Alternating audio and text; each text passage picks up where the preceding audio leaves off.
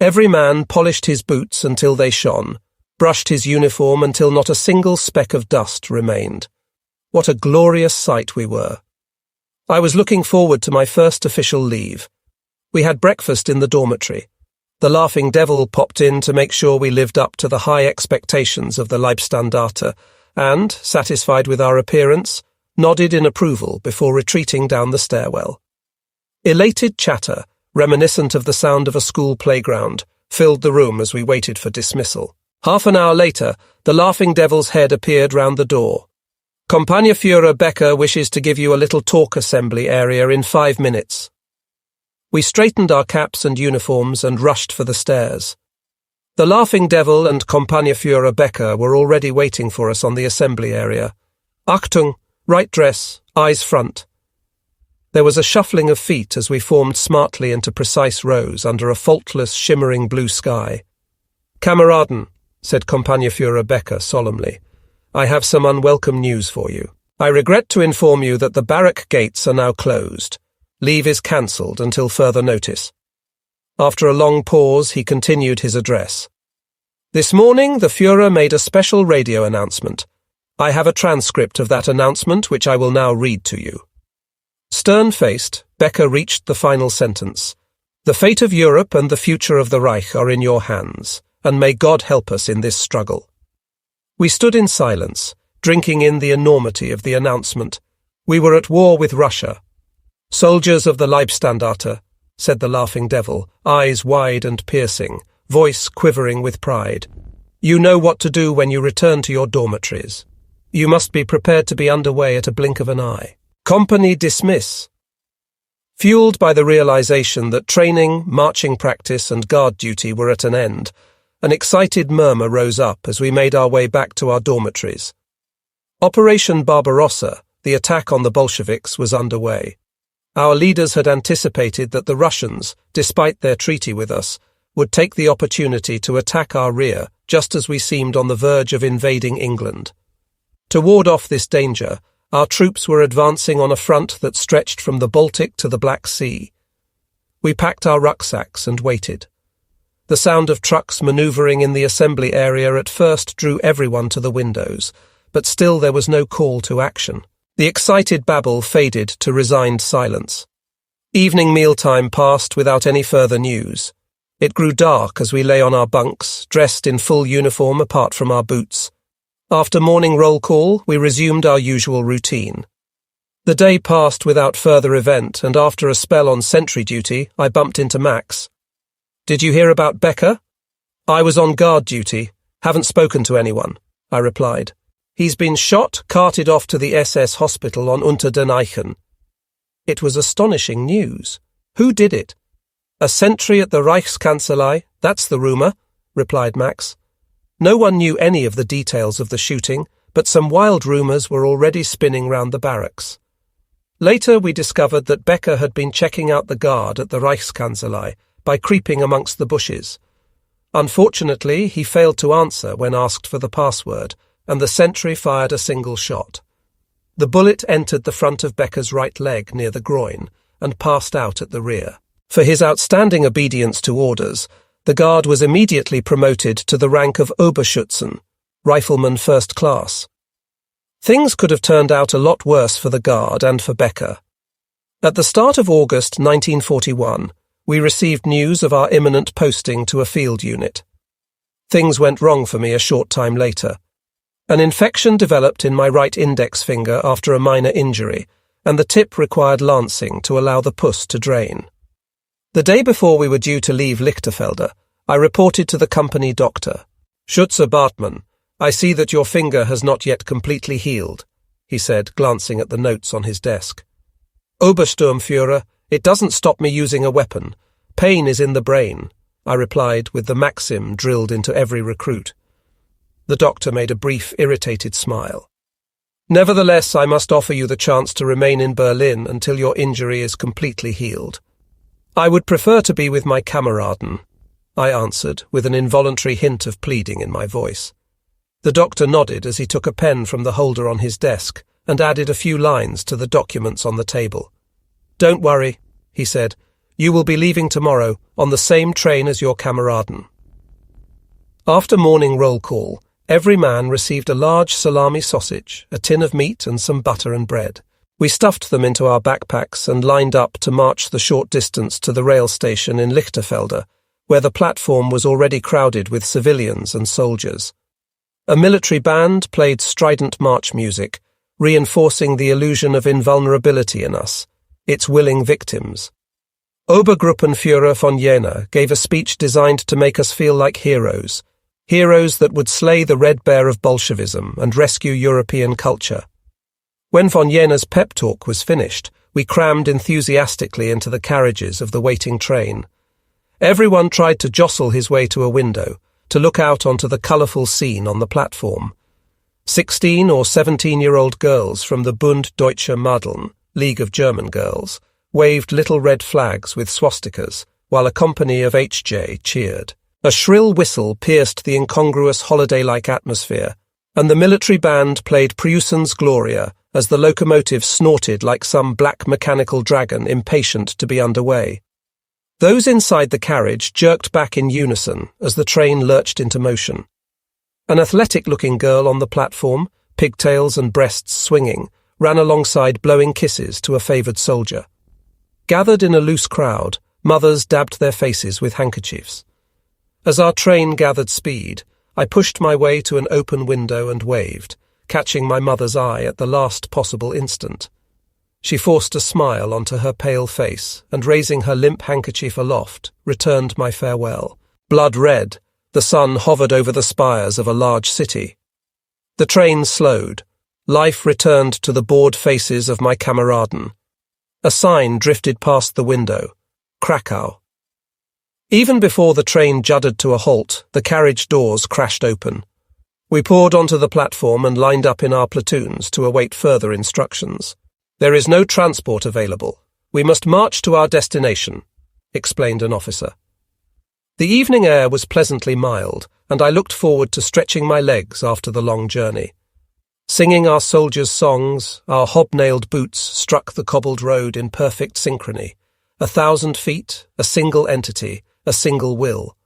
The realization of my boyhood dream of joining the Leibstandarte. In the fading light, a double set of tram rails led us over a bridge spanning the river Vistula. After a short distance, they disappeared under two massive timber gates, each surmounted by a curving archway carrying an inscription written in Hebrew. On top of the central pillar separating the gates was the Judenstern, Star of David. As if by its own will, the gate on the right creaked open at our approach, the entrance to a dark and sinister world. Our mouths fell silent as we marched through the dingy streets. From the open windows of apartment blocks, gaunt faces stared at us with haunted eyes. Jeers of hatred rose up from behind the open doors of the dilapidated buildings. Hands with piss pots in them darted from upstairs windows to fling their contents over us. "Do not react," ordered an officer. "They have their own customs and laws here." After leaving the ghetto, we followed the rise in the road until we reached the barracks where units of the Waffen-SS division Totenkopf were billeted. We slung our backpacks onto the bunks. Those who had fallen victim to the cascades of urine cleaned themselves up as best they could. Fortunately, most of those in my platoon escaped the soaking. As I waited for sleep, the squalor of the ghetto played on my mind. Suddenly, war seemed less than heroic. In the morning, it was back to the usual routine roll call, more instructions, more training. This carried on for 4 or 5 days, then it was back to the railway station, this time to cattle trucks with straw-covered floors. With our glorious departure from Lichterfelde just a few days earlier, already seeming 1,000,000 miles away, we set off on a journey made tedious by intricate detours designed to confuse enemy spies. After a few sweltering days, we came to a remote railway halt. I looked in wonder at the vast landscape, a sea of shimmering yellow sunflowers that stretched as far the eye could see. We disembarked and boarded trucks that took us along a winding lane to a barn where we would spend the night. Already I had cast my misgivings about the Jewish ghetto to the back of my mind. It was, after all, none of my business. Ah, the eternal naivety of youth. As nightfall approached, we gathered timber from a nearby copse and lit a blazing fire, which we sat around singing the songs we had sung 1,000 times. An elderly farmer appeared and stood, holding his distance, listening to our music. The Unterscharführer, Usha, in charge of our troop, waved for him to approach. Tentatively, the man made his way towards the welcoming glow of our fire. We smiled. One of our comrades, who knew a few words of Russian, spoke to the man. The old farmer answered in perfect German. "Do you mind if I listen?" He was an Ukrainian Volksdeutscher, an ethnic German whose ancestors had settled in the Ukraine many years earlier. Everyone laughed and looked at the Usha expectantly. He nodded and beckoned to the Ukrainian. "Come sit with us by the fire." As we chatted, more Ukrainians joined us, among them a woman around 25 years old. "Just a few months ago," she said, "I had 3 brothers, all of them gone, carted off by the communists, and they have long memories, these swine. 5 years ago, my brothers complained about the organization of the collective system," she explained. "Immediately they were condemned as kulaks, enemies of the people. I have no idea where they are now. My letters to the authorities go unanswered. Now they've arrested almost every man under 60 as a spy. God alone knows where they all are. We here are all lucky to survive," the old man said, stretching his arm out to include his companions. "It's not 10 years since they nearly starved all of us to death. It was bad. There was cannibalism, people kidnapping children to eat. Sometimes, they say, this was done by the children's own relatives because they were driven mad by hunger." I could hardly believe that starvation could get hold amidst such fertile countryside. "Did you see any of this happen, the cannibalism?" "I didn't see any of it myself. It's not the sort of thing you would do in front of your neighbours," said the old man as he lowered his gaze. He picked up a twig lying by the fire, and with a sad, vulnerable look on his hard, weather-beaten face, held the twig in the flames until it began to smoke. "I lost 4 grandchildren to starvation, to the Golodomor, as we call these evil times." In his moist eyes, the reflected flames flickered brightly. Communist Party lackeys nailed posters to the walls and telegraph poles, saying it was barbaric to eat children. "What caused the famine?" "Oh, it was no famine," said the old farmer, his voice rasping with disgust. "It was deliberate. We resisted the collectivization of our farms even when they made us dig our own graves and shot us for it. They stole our farming tools and crops. It was truly heartbreaking to see our people starve like that. Mothers with faces black through hunger, children with bones thin as drumsticks. God hear my words, I hate Stalin." Now, feeling more like a liberator than conqueror, I was convinced that our presence in this beautiful part of the world was entirely justified. With my own ears, I had heard the victims of Stalin's cruelty confirm that Hitler's depiction of Bolshevism was no exaggeration, or so it seemed at the time. The Usha interrupted the gloom with a cheerful voice. "My friend, we are here now, so you don't have to worry about Stalin anymore." With a strong voice, he broke into song, "Auf der Heide blüht ein kleines Blümelein." On the meadow grows a little flower. By the power of music, the atmosphere of despondency evaporated. One song followed the other, German and Ukrainian. Everyone was enjoying the companionship until an Untersturmführer arrived to remind us that it was time for lights out. We pleaded for permission to continue our little party. "Untersturmführer, it can't do any harm to get to know the locals," argued our Usha. The Untersturmführer raised his voice. "When I give a command, I expect to be obeyed without hesitation and without question. Do you understand? You are a soldier of the Leibstandarte." "Untersturmführer," another of our companions ventured, but the officer immediately cut him short. "One more protest and every single one of you will be in front of an SS court-martial." He turned on his heels and disappeared into shadows of the surrounding trees. Our Usha, a ruddy-faced farmer's son, muttered loud enough for everyone to hear, "He's a stickler for regulations, a real 100%er, hasn't a clue how to handle men." I should perhaps point out that the Untersturmführer's poor leadership qualities were somewhat unusual.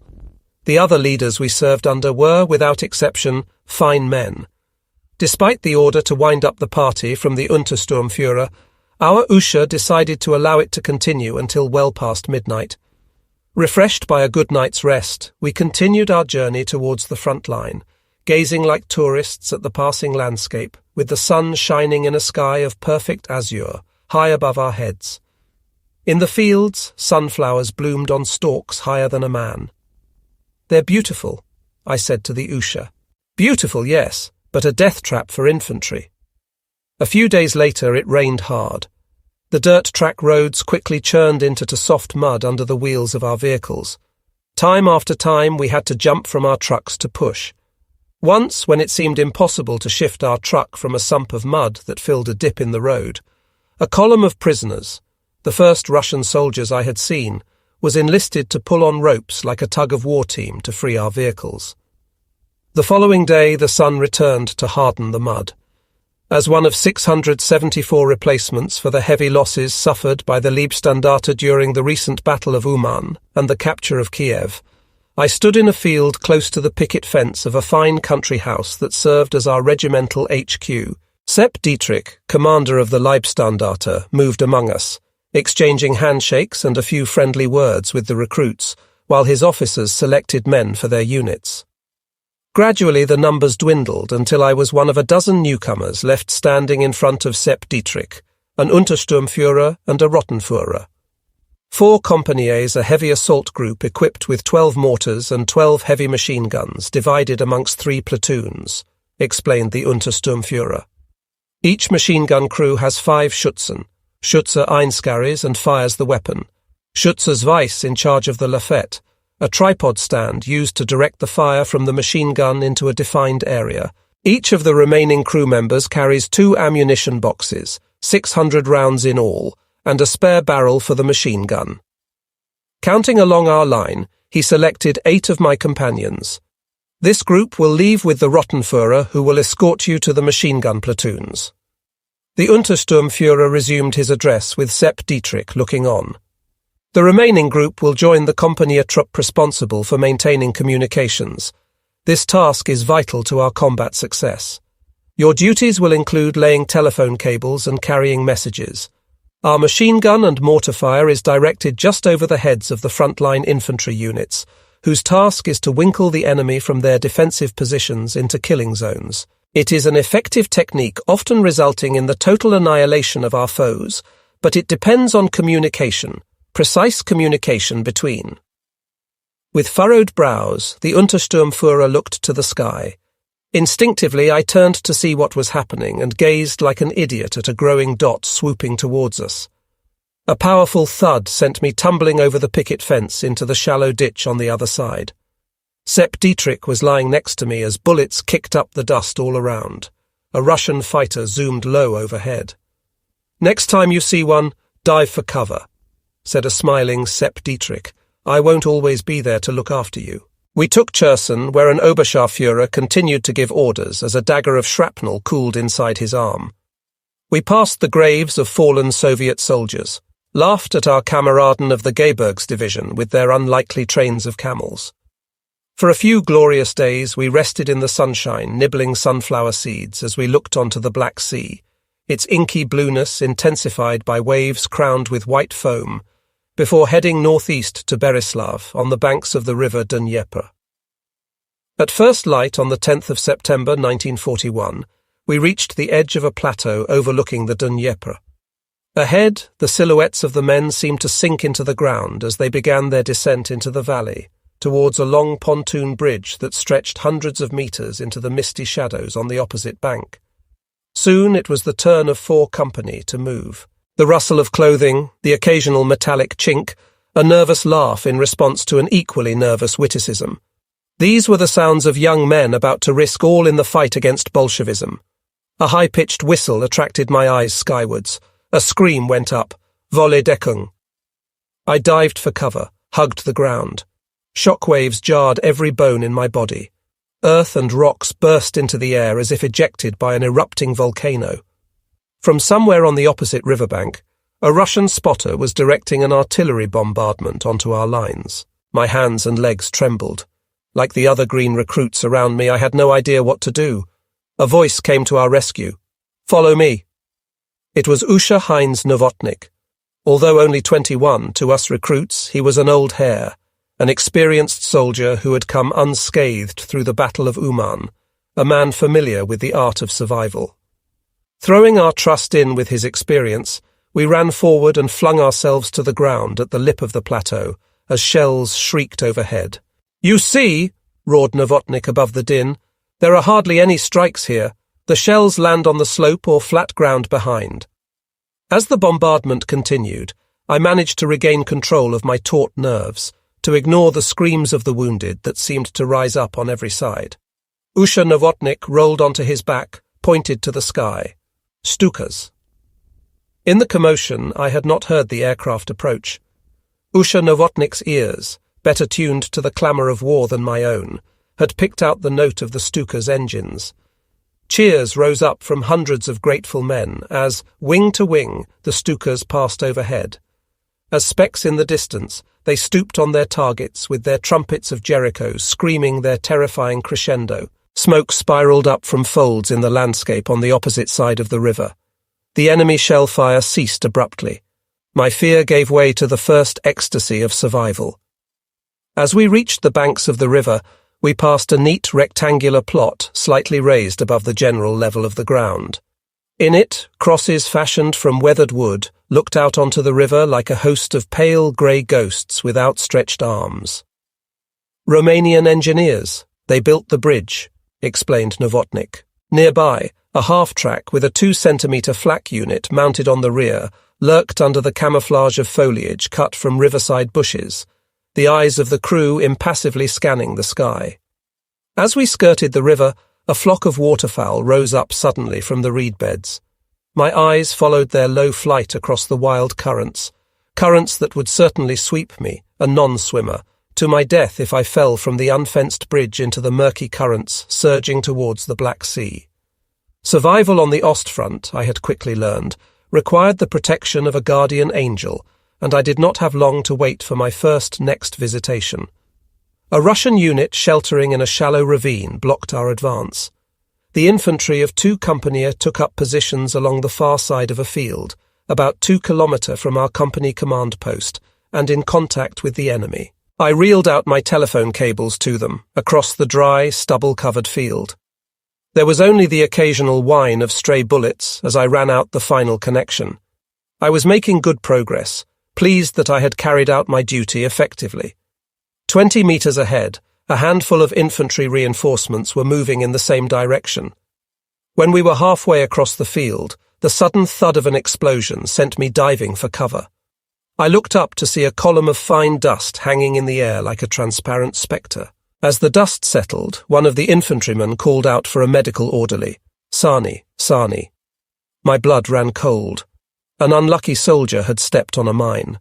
Looking around, I noticed a clump of grass, yellower than the rest, a few metres to my right. Amongst it lurked a hastily camouflaged anti-personnel mine. Without communication with our command post, our mortar and machine gun positions would be unable to support the infantry, who would then be vulnerable to counterattack. There was no turning back. I had already crossed the minefield twice without mishap. Entrusting my life to my guardian angel, I sprang to my feet and continued to reel out my telephone cable, dreading every step. As I passed the wounded soldier, one of his companions was already trying to staunch the flow of blood from the stumps of the shattered legs, while another grasped his hand to offer comfort. I tried not to imagine the pain the man would suffer when the shock of the moment had passed. When I reached the front-line foxholes, an officer beckoned. I slung the Bakelite box containing the telephone onto the ground beside him and thrust the earthing spike into the powder-dry earth. The officer grabbed the telephone and tried to call the command post. "It's not earthed properly," he screamed. "I can't get through." I fumbled with the earthing spike. "Piss on it, man, piss on it. What do they teach recruits these days?" Having learned an important technique in practical telephony and not wishing to overburden my guardian angel, I skirted the minefield in a 5-kilometre detour to make my way back to the command post. Storming along the northern shores of Sea of Azov, we took Melitopol despite stubborn Russian resistance, then fought back a Soviet breakthrough in the sector of the front line entrusted to our Romanian allies. Continuing eastwards, we took Berdyansk. Although only lightly defended, it was here, while attached to an infantry platoon, that I first experienced the nerve-wracking task of clearing out a Soviet-occupied trench system. On reaching the enemy trenches, we divided into two groups and stormed in opposite directions. The uncertainty in the defender's mind, who did not know whether friend or foe would appear around the sharp bends in the trenches, gave us a lethal advantage. Reveling in the ecstasy of victory, our hair bleached by the hot Ukrainian sun, we sang until our throats turned hoarse as we headed for Taganrog. A column of refugees brought our trucks to a standstill. They were fleeing, not from us, but from the Soviet army. They carried their belongings in a large sacks, twisted in the middle and slung over a shoulder, so that one half was to the front and the other to the rear of the body, a technique that allowed both hands free to carry additional baggage. 3 officers from the lead truck, just 50 or so meters ahead, jumped to the ground with pistols drawn and scolded the refugees for slowing our progress. Reluctantly, the refugees, mostly women and children, formed a ragged line along the roadside ditch. As we drove past the upturned faces, a girl of around 18 lowered her sack to the ground, and with a deft flick of her hand passed her shiny dark hair behind an ear. "Gute Reise," she called out, waving her hand. Perhaps that was all the German she knew. "Danke, danke," replied a comrade sitting at the side of the truck, a huge white smile lightening his suntanned face. "My God, she's beautiful," he said, craning his neck to hold her in view, for as long as possible as our truck trundled past the officers who stood at the edge of the road to oversee the column's progress. I had not expected to hear the girl's voice again, but her screams pierced easily through the grinding of the truck's engines. We stood up as a man to look back, to see what was happening. "What in God's name is he playing at?" a comrade exclaimed angrily. Towards the rear of our column, the girl struggled to free herself from under one of our men. The officers, alerted by the commotion and with pistols at the ready, ran up to the girl who, powerless under the weight of her assailant, screamed as he ripped at her clothes, oblivious to the approaching officers. The 3 officers yanked the Leibstandarte man, a veteran of the campaign in Greece, as I later learned, from the girl, flinging him to the ground. Shots rang out from a pistol, and the man lay still. With open mouths, we stared at the officers as they hurried back to their vehicle at the head of the column. Left to rot at the side of the road, the dead man was no longer one of us. It was a lesson that required no words of explanation. A sizable town overlooking the Sea of Azov, Taganrog, with its steel pipe and aircraft construction facilities, was an important strategic target. Our attack column, severely depleted by losses sustained in the recent fighting, consisted of around 300 men and a handful of Sturmgeschütze, armoured assault guns that, like tanks, ran on tracks.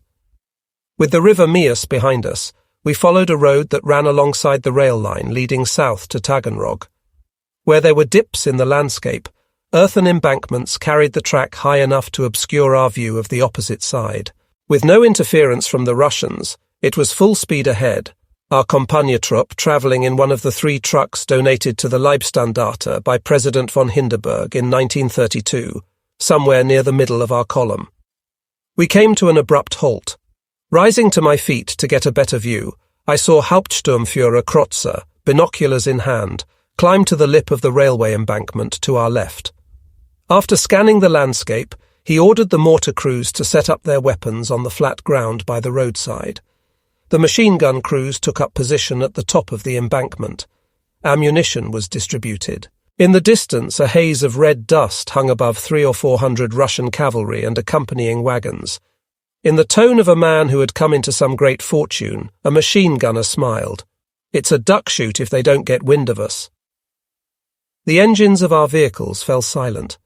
Each passing minute brought the Russians closer, as if from the very earth of Mother Russia herself, a faint, unsuspecting melody, gentle and sweet, rose and fell like a feather on the cool breeze. Completely unaware of our presence, the Russian column was now directly opposite our position. Fire! Men and horses fell under a cascade of mortar rounds. Wagons disintegrated into matchwood. Panicking, the Russians, civilians amongst them, ran for the safety of the hinterland. The charging handles of our machine guns clicked into place, and the air rattled as a scything crossfire sliced through the scattering enemy. A commissar managed to inspire enough discipline to organize an improvised cavalry charge, but we fired from the shelter of the embankment, cutting down the futile attack without mercy. As the number of targets diminished, the hail of fire from our weapons waned. The order to call off the attack ran through our lines. The burr-burring of our machine guns stopped as suddenly as it had begun. The faint wail of wounded men and horses hung above the field of slaughter. A few stunned Russians staggered to their feet, holding their hands aloft. An officer yelled, "Now for Taganrog! The Wehrmacht are close behind.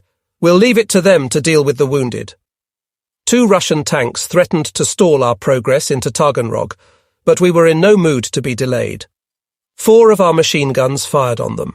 The racket inside a tank under machine gun fire could easily panic an inexperienced crew, and there was always the chance that a lucky round would find the space between the turret and the body of the tank, jamming the teeth of the gear on which the turret rotates. As the tanks snorted and shunted, their guns swinging threateningly in our direction, an anti-tank gun from another battalion fired on them.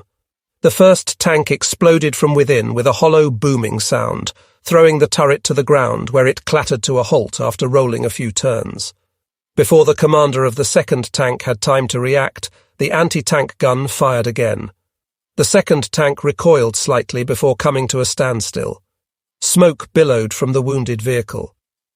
Despite the continuing hail of machine gun fire, the hatch opened and a crew member tried desperately to hoist himself free, but he reeled back, arms flung into the air, before slumping into the steel cooker that only moments earlier had been a vehicle of war. In the heart of the town, armed with my treasured Gewehr 98, I made a dash for the security of a shop entrance on the corner of a road leading to the harbour. Sidestepping the rubble to avoid tripping or twisting my ankle, I held my rifle at arm's length for balance. Before covering half the distance, there was a vivid purple flash just to my right. An invisible force grabbed my arm, throwing me off balance. For a moment I lay absolutely still, listening to the small stones thrown up by the explosion tap against my helmet. Expecting my arm to be badly injured, I repeated in my head the maxim drilled into me at Lichterfelde. Pain is in the brain. In a fog of fine dust, I staggered to my feet and was surprised to find that apart from a few minor grazes to my hands, I was uninjured. I looked around for my prized rifle. At first, I didn't recognize the broken weapon lying amidst the rubble. Shrapnel that could easily have amputated my leg had sliced off the beautiful butt. Once more, my guardian angel had been by my side. As I caught my breath in the relative safety of the shop doorway, my attention was attracted to the harbour, where a Russian warship took hit after hit from one of our flak cannon. Clouds of black smoke rolled into the air above the vessel. Within seconds it sank, blocking the entrance to the harbour. I soon found a replacement rifle, but my work for the day was not yet finished. The Usher called my name, together with 5 others from my Kompanietrupp. He appointed a leader, a Rottenführer who had been with 4 Kompanie since the launch of Operation Barbarossa, a chap who seemed to make a point of keeping to a small circle of friends from which I was excluded. "These buildings," said the Usher, pointing to the top of a steep hill overlooking the harbour, "take your men up there and hold the building next to the lighthouse. It's a radio station." We checked we had sufficient ammunition in the leather pouches carried on our belts, and without further delay started for the steps that snaked up the hill. Despite the cool October breeze, sweat carved out pink tracks on our dust-encrusted faces as we climbed the steps. On reaching the lip of the plateau where the buildings perched, we threw ourselves to the ground to recover our breath and plan the next move. Loud popping sounds came from inside the building, each pop followed by the tinkling of broken glass. We looked quizzically at each other for a few moments before deciding the sounds posed no particular threat. Our Rottenführer turned to the biggest man in our squad, a 198-centimetre colossus. "Kick the door in. The rest of us will cover the windows and sides. We'll rush it as soon as you break through." The giant launched himself forward without the slightest hesitation, covering the ground quickly with his long strides. The door juddered under a hefty kick. Abruptly, the sound of breaking glass stopped. Russian voices screamed in alarm as our camarade continued to kick at the door, which soon burst free of its hinges. I was the first to enter, just in time to see the scurrying Russians leave from another door at the end of the long, narrow room. Instinctively, I made to rush after them. "Stop! You don't know what's behind that door!" roared the Rottenführer. I still had much to learn about how to survive. The other men in our squad edged up to the windows at the rear of the building and tentatively looked out to the scrubby surroundings. "No sign of them," reported a comrade. With his machine pistol ready to fire, the Rottenführer nodded towards the rear door. "Open it!" I yanked the door open, allowing the Rottenführer to rush out. He looked down the hill on the other side of the building and lowered his weapon. "It's clear," he announced. "Let's see if there's anything left intact. I'll have to make a report for the Usha." Among the shards of glass on the wooden floor, a myriad of tiny, shining globules glinted, quicksilver from the huge electronic valves the Russians had smashed on the floor. Before long, a messenger arrived from the command post with news that we had taken Taganrog. Our Rottenführer made a verbal report to the messenger and asked for further instructions, which duly arrived. "Remove all mercury from the building. Leave all doors and windows open. We don't want to lose men to mercury poisoning." We searched around, found a shovel and brush, and swept the heavy liquid metal towards the back door where it formed a sizable puddle. We spent most of the following day clearing the town of Russian soldiers hiding in the rubble. As we checked a cemetery, I came across the body of the Untersturmführer who had threatened us with court-martial as we sang with the bunch of friendly Ukrainians soon after our arrival on the Ostfront. Slumped face down against a gravestone in the corner of the cemetery, he had been shot through the head. How this misfortune happened, I cannot say. These things happen in war, but I have always suspected that the fatal wound was not one inflicted by the enemy. With the dangerous task of clearing the town complete, and without loss or injury to our little Kompanietrupp, we looked forward to settling down for the night with a roof over our heads. No sooner had we found a suitable place to bed down, when I received an order to report to the local headquarters of the Russian State Political Directorate, GPU. It was a beautiful evening, with the low sun bathing the streets in a golden light. Under the direction of an officer, I joined a queue of Kameraden, most of whom I recognized as fellow newcomers. I happened to find myself behind Max, the chap that had accidentally shot himself in the dormitory in Lichterfelde. "Do you know what all this is about?" I asked. He pointed to a well that stood close by in the street. "They found the bodies of a reconnaissance troop from 3 Kompanie in the well. No tags. We're here to identify them." I was puzzled. The dead men were from a different Kompanie, so I was unlikely to be able to assist in their identification. Inside the GPU offices, the bodies of 5 Kameraden lay on stretchers, under sheets with only their faces exposed. Their expressions were not those of men killed in combat by some sudden catastrophic event, but one of utter despair. As I left the building, I shaded my eyes against the low sunlight to see an old hare cursing angrily as his audience of newcomers listened stern-faced and tight-lipped. "Handschuher," the old hare snarled. "A few steps brought me to the edge of the group. Saw it with my own eyes," he went on. "Handschuher, what's that?" I interrupted. "Ah," said the old hare, "it's a little speciality the Russians amuse themselves with if they capture an SS man. They hold your hands in boiling water until they go white." He held his hands up as if about to pull off a pair of gloves. Then they slice around the wrist and pull the skin off. When they're bored with torturing you, they shoot you in the back of the head, if you're lucky, but they usually go for the bollocks first. Or they might hang you on a tree by your arms, then light a little fire under your feet until they turn to charcoal. Stalinsocken, they call that. An icy shudder ran through every sinew, every nerve in my body. I had seen men who had suffered horrific wounds, injuries inflicted in the storm of battle by bullets or shrapnel, by mines and by fire, but to deliberately torture a prisoner was an act beyond my comprehension. "Ah, my friend," continued the soldier, "haven't you been told yet? Don't let yourself be captured by the Russians. Don't you worry, the bastards will get what's coming to them." My stomach churned with hatred for the Russians. My call to the GPU offices had not been without purpose after all.